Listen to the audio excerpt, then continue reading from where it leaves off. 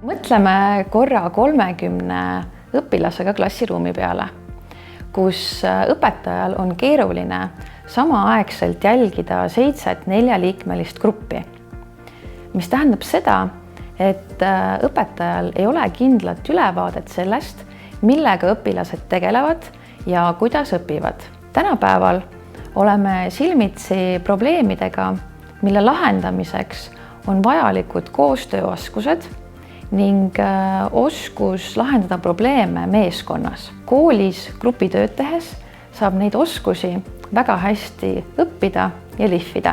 Meil on tehnoloogia abil võimalik jälgida oma pulssi, vererõhku, unerütme, et saada teavet oma tervise kohta.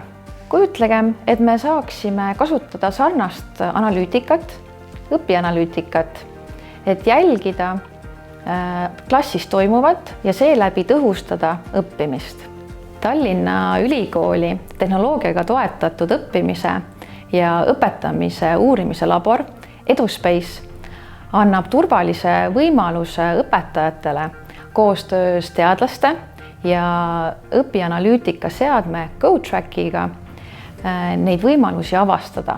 Õpianalüütika testrühmades on õpilaste jaoks olnud põnev näha oma panust grupitöösse ning GoTrackil on isegi olnud motiveeriv mõju.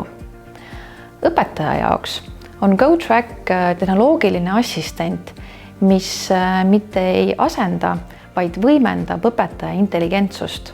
Kui õpetaja teab, millega õpilased klassiruumis tegelevad ja kuidas õpivad, siis on õpetaja jaoks võimalik kergesti sekkuda ning pakkuda välja lahendusstrateegiaid. Kui see tundus sinu jaoks huvitav ja õpianalüütika, grupitöö protsesside uurimine tundub sinu jaoks põnev, siis võta meiega ühendust.